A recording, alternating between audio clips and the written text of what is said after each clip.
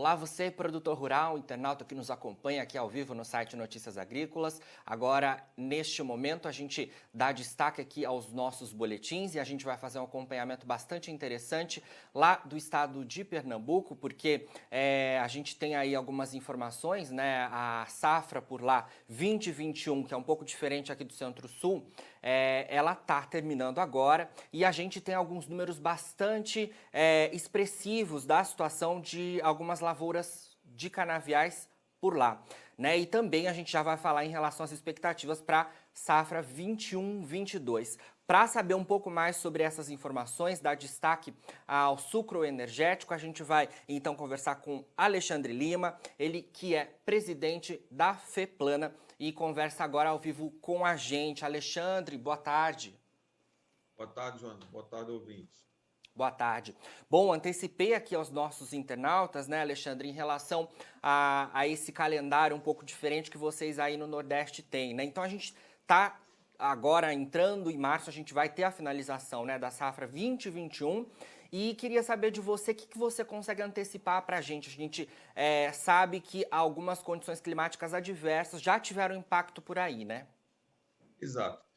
A safra Pernambuco vem se recuperando um pouco de uma queda que houve lá atrás, há 5 anos atrás, com a redução grande da safra. Pernambuco moía 17 milhões de toneladas de cana e com essa seca que aconteceu, moeu 9 milhões.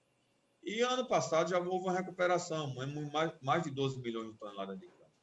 Ano passado, na safra 19-20. Na safra 19-21, essa que está acabando, deveremos moer um pouco menos, já com a condição climática um pouco mais adversa. E com relação a essa futura safra, essa que nós estamos agora nos preparando, a maior parte das usinas, porque duas ainda está moendo, houve uma redução drástica hídrica em uma determinada região da zona da Mata Norte do estado, onde afetou duramente 8 municípios. Essa região em si perdeu 50% da sua área plantada da cana. Eu estive acompanhando semana passada lá os produtores na região e eles realmente vão ter que plantar esse 50% dessa área perdida. Óbvio que eles não conseguem plantar isso de uma vez. E vão aproveitar a outra parte da cana que brotou, com muitas falhas, mas vão ter que aproveitar porque não conseguem plantar tudo. Então, foi uma perca, isso vai refletir na safra 21-22, com certeza, embora no extremo norte de Pernambuco, junto com a Paraíba, as chuvas estão regulares e na parte sul de Pernambuco, com Alagoas, estão acima da média, que vai acarretar num aumento de safra nessa região. Então, a gente espera que esse bons índices pluviométricos na parte sul do estado venham a recompor parte das perdas que acontecerá na zona da Mata Norte. Mas, mesmo assim, acho difícil o Estado, no próximo ano, fizer a mesma safra da safra anterior, 19-20, de 12 milhões, mais de 12 milhões de toneladas. Perfeito. Fala pra gente, então, um pouco, né, Alexandre, em relação à expressividade desses 8 municípios que você mencionou, né? Em relação ao Estado, quanto isso representa e quanto é importante a gente focar nessas informações, porque são pequenos produtores também, né? Isso, eu estou falando aqui mais nas áreas dos produtores que eu represento, são mais de 40 mil hectares, e esse pessoal são agricultura familiar nessa região. E alguns produtores são muito pequenos realmente. No estado aqui, para se ter uma ideia, 92% dos nossos produtores têm menos de 1.000 toneladas de cana. É o único estado no país que tem essa particularidade.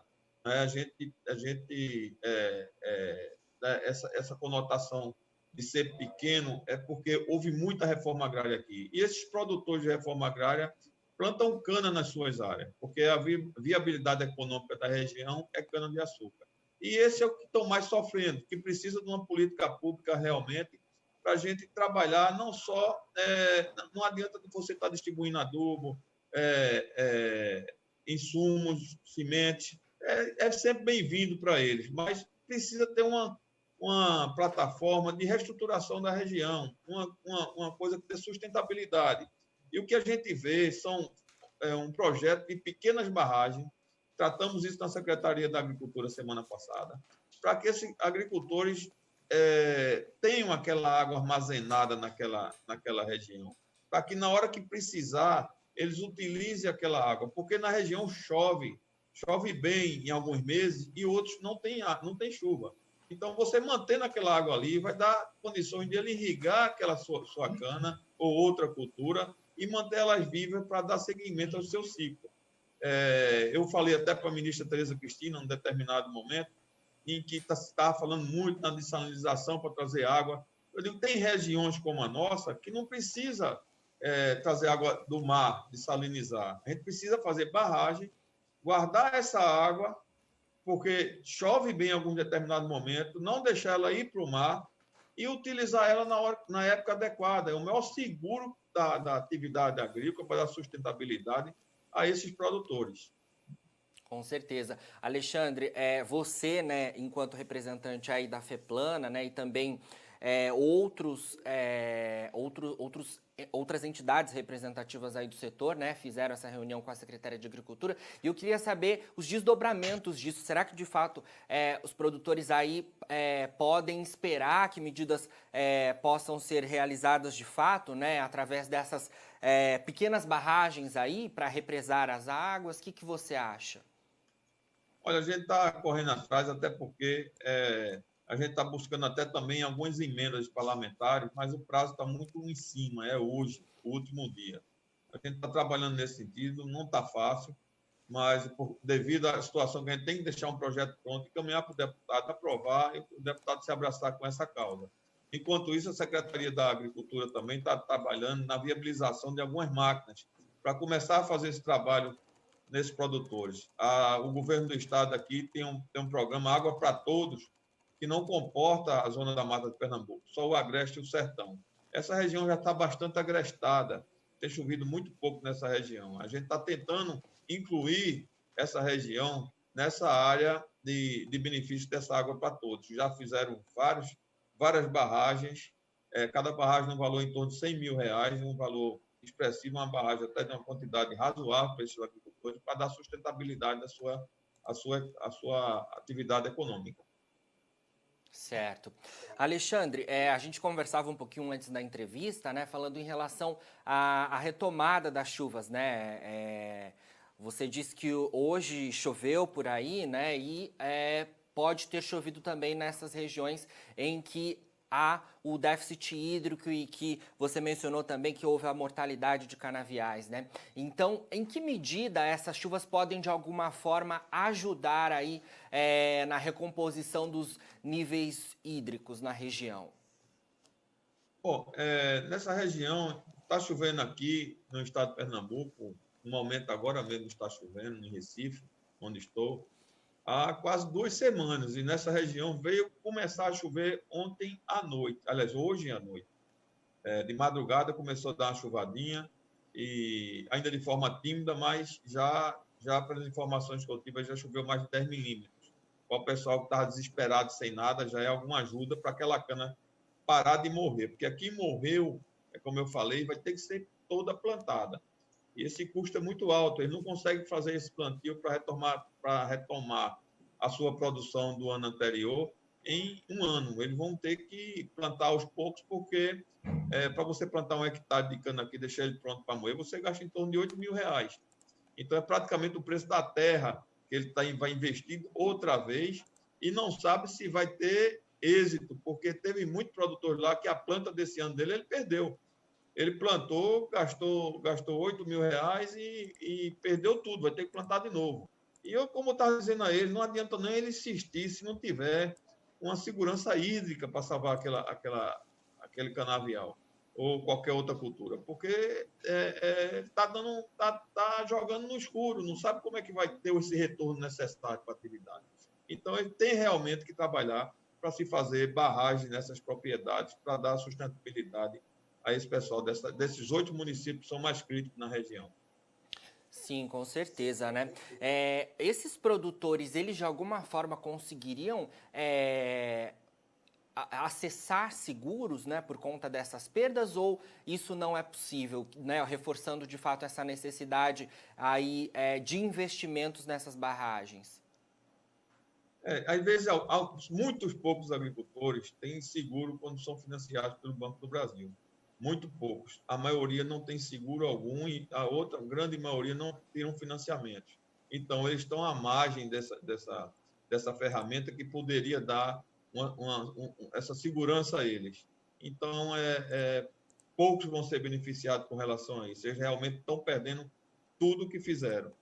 E tem que ter uma política pública, que isso é uma coisa que acontece de 3 em 3 anos, 4 em 4 anos, acontece essa seca e não adianta brigar com ela. A gente tem que se adaptar a essa condição climática e dar sustentabilidade na forma de armazenamento de água, de irrigação. Com certeza. E a melhor forma para isso seria, como vocês de fato estão pleiteando aí, que é através da tecnologia mesmo, né, Alexandre? Exatamente. A gente sabe que com irrigação aqui, principalmente irrigação de gotejamento, se chega até 200 toneladas de cana por hectare. Tem um exemplo aqui da Agrovale, que é uma usina no sertão da Bahia, junto à Petrolina, na região das frutas, produção de frutas aqui no estado de Pernambuco, e que tem o maior índice de produtividade por hectare, como também tem maior índice de rendimento industrial, porque ela além de ter uma produtividade alta no hectare, ela controla a maturação, retirando a água e colocando a água no momento correto. Com certeza.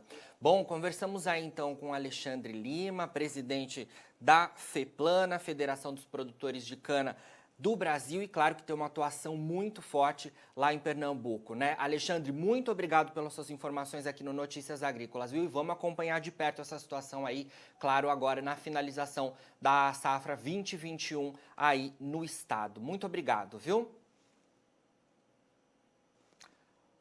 Bom, a gente já perdeu aqui a conexão com o Alexandre, né? Já encerramos aqui a entrevista. Alexandre, consegue me ouvir agora? Para a gente encerrar? Estou ouvindo, Jonathan. Sim, estou agradecendo. Uma boa tarde a todos. Boa tarde. Um abraço. Estou agradecendo aqui a sua participação. Bom, então conversamos com o Alexandre, né? Ele deu para a gente informações bastante importantes em relação aí à safra 2021 lá no estado de Pernambuco, que agora em março termina a colheita, né?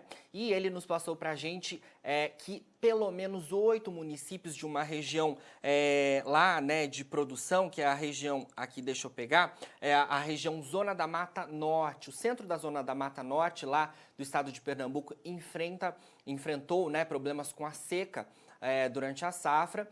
E esses problemas, claro, vão refletir na produção. A colheita ainda, a moagem lá ainda tá terminando, né? Mas já dá para ter um panorama aí de uma perda de produção por conta, claro, dessa seca nos últimos meses. Ele também nos passou que a FEPLANA, em conjunto com outras entidades representantes, né, do setor produtivo, né, e dos canavieiros, está tentando aí buscar, de alguma forma, minimizar esses prejuízos e, claro, pensando a longo prazo também, né? Porque ele diz que esse ciclo de seca ocorre de tempos em tempos. Então, tentando aí, através da tecnologia, com a secretaria e também com o governo federal, fazer com que algumas barragens sejam criadas para que a água seja represada e no período em que há seca, eles consigam utilizar essa água aí para irrigar os canaviais. Bom, por enquanto é isso, a gente vai acompanhar aí de perto essa situação lá no estado de Pernambuco e, claro, durante todo o início da safra 21-22, aqui também no Centro-Sul, dando todas as informações para vocês. Boa tarde, a gente segue acompanhando aqui todas as informações, daqui a pouco tem fechamento dos mercados e você segue por aqui para ser o produtor rural mais bem informado do Brasil.